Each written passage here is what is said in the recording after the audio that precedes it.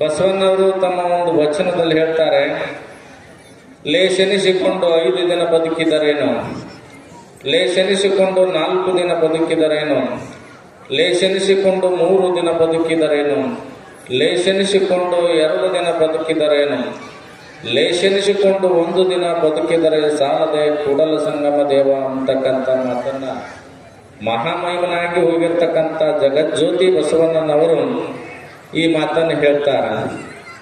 ಬಾಗೋಜಿ ಗೊಪ್ಪದ ಪೂಜ್ಯರು ಮನುಷ್ಯ ಹುಟ್ಟಿ ಬರಬೇಕಾದ್ರೆ 84 ಲಕ್ಷ ಜೀವರಾಶಿಯಲ್ಲಿ ಹುಟ್ಟಿ ಸತ್ತು ಕೊನೆಯದಾಗಿ ಮನುಷ್ಯನಾಗಿ ಹುಟ್ಟಿ ಬಂದಿವ ಅಂದ ಮೇಲೆ ಮನುಷ್ಯನಾಗಿ ಬಾಳಿ ಹೋದಿವಪ್ಪ ಅಂತಂದ್ರೆ ಈ ಮನುಷ್ಯ ಜನ್ಮಕ್ಕೆ ಬೆಲೆ ಇದೆ. ಆದ್ರೆ ಇವತ್ತ ನಮ್ಮ ಅಡವಿ ಸಿದ್ದರಾಮ ಮಹಾಸ್ವಾಮಿಗಳವರು 25 ದಿವಸಗಳ ಪರ್ಯಂತರವಾಗಿ ಮೌನಾನುಷ್ಠಾನವನ್ನು ಮಾಡಿದ್ರು. ಯಾಕೆ ಮಾಡಿದ್ರಪ್ಪ ಅಂತಂದ್ರ ಅವ್ರಿಗೆ ನಿಮಗೂ ನಿಮ್ಮಂಗ ಇರಬಹುದಾಗಿತ್ತು. ಆದ್ರ ನಾ ಎದಕ್ಕಾಗಿ ಬಂದನಪ್ಪ ಅಂತಂದ್ರೆ ಸಮಾಜವನ್ನ ಉದ್ಧಾರ ಮಾಡುವುದರ ಸಲುವಾಗಿ ಬಂದಿನಿ, ಸಮಾಜವನ್ನು ಉದ್ಧರಿಸುವುದರ ಸಲುವಾಗಿ ಬಂದಿನಿ, ಸಮಾಜವನ್ನು ಎಚ್ಚರಿಸುವುದರ ಸಲುವಾಗಿ ಬಂದಿನಿ. ಸಮಾಜಕ್ಕೆ ಬಳತಾಗ್ಬೇಕು, ಒಳ್ಳೆಯದಾಗ್ಬೇಕು.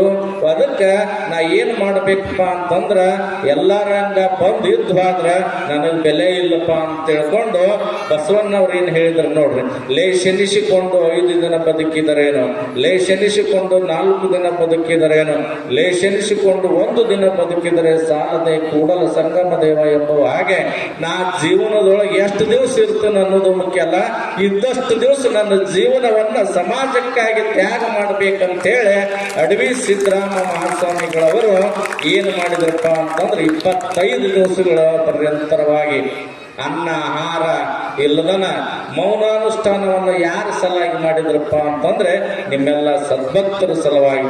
ನಮ್ಮ ಸದ್ಭಕ್ತರಿಗೆ ಯಾವುದೂ ತೊಂದರೆ ಬರಬಾರ್ದು, ರೋಗ ರುಜಿನಗಳು ಬರಬಾರ್ದು, ಕಷ್ಟಗಳು ಬರಬಾರ್ದು. ಯಾವತ್ತೂ ಮಳೆ ಬೆಳೆ ಸುಖ ಸಮೃದ್ಧಿಯಿಂದ ನಮ್ಮ ಭಕ್ತರು ಬದುಕಲಿ ಅಂತೇಳಿ ಅಡವಿ ಸಿದ್ದರಾಮ ಮಹಾಸ್ವಾಮಿಗಳು ನಿಮ್ಮ ಸಲುವಾಗಿ ಮೌನಾನುಷ್ಠಾನವನ್ನು ಮಾಡಿದ್ರು. ಯಾಕಪ್ಪ ಅಂತಂದ್ರೆ ಊದುಬತ್ತಿ ನೋಡ್ರಲ್ಲ ನೀವು ಮನೆಯೊಳಗೆ, ಊದುಬತ್ತಿ ಹಚ್ತಿರಿಲ್ಲ ನೀವೆಲ್ಲ. ಊದುಬತ್ತಿ ಏನ್ ಮಾಡ್ತತ್ರಿ? ಊದುಬತ್ತಿ ತನ್ನನ್ನ ಸುಟ್ಟುಕೊಂಡು ಇನ್ನೊಬ್ಬರಿಗೆ ಸುವಾಸನೆಯನ್ನು ಕೊಡ್ತತಿಲ್ಲ. ಮೇಣಬತ್ತಿ ತನ್ನನ್ನು ಸುಟ್ಟುಕೊಂಡು ಇನ್ನೊಬ್ಬರಿಗೆ ಬೆಳಕನ್ನು ಕೊಡ್ತದೆ.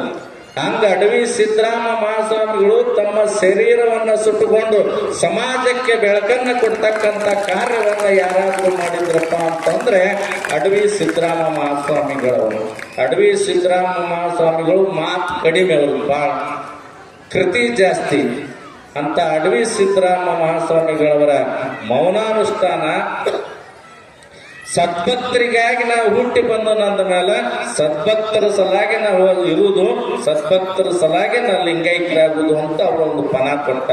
ನನ್ನ ಸದ್ಭಕ್ತರು ಯಾವತ್ತೂ ನಾವು ಸುಖವಾಗಿರಬೇಕು ಅಂತ ತಿಳ್ಕೊಂಡು ಅವರು ಮೌನಾನುಷ್ಠಾನವನ್ನು ಮಾಡಿದ್ದಾರೆ. ಅಂತ ಪೂಜ್ಯರ ಆಶೀರ್ವಾದ ನಿಮ್ಮೆಲ್ಲರೂ ಸದಾ ಮೇಲೆ ಇರಲಿ ಅಂತಕ್ಕಂಥ ಮಾತನ್ನು ಹೇಳಿ ನನ್ನೊಂದೆರಡು ಮಾತನ್ನು ಮುಗಿಸ್ತೇನೆ.